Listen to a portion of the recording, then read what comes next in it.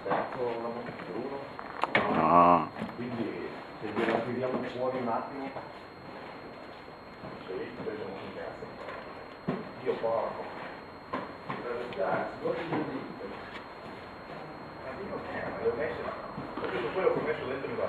Chissà, Ma ci sono anche le chiavi sopra. chissà se riesco a togliere l'audio o coprirlo con i bip quando posso. Difficile. Allora, come la mitroia?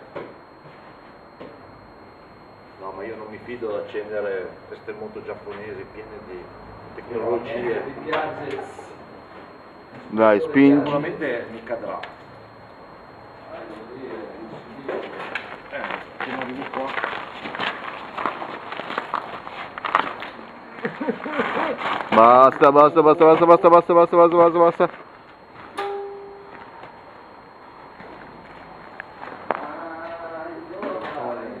Ho lasciato le chiavi della moto nel sacco.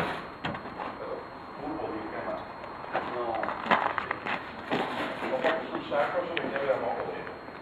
Non è una bella cosa. Non è bene proprio.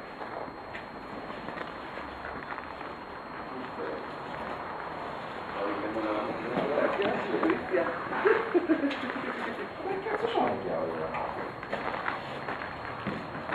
Quale così? No, provale. Allora, io per non perdere...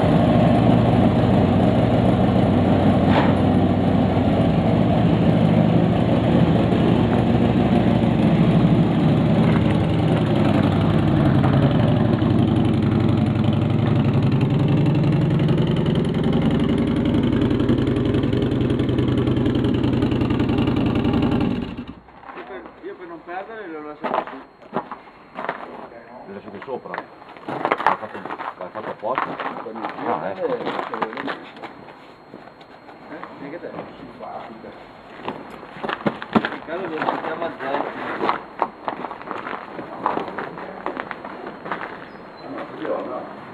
L'ho lasciato lì.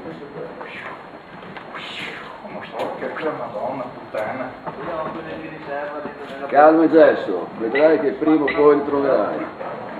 Ma dai che le lasciate lì sopra, nella giacca. Sarà nella giacca adesso, non sono lì. Vabbè, la giacca ce l'hai qua, non mi devi dire. Tanto la strada la sai, ma quando le trovi ci raggiungi. Non è un problema.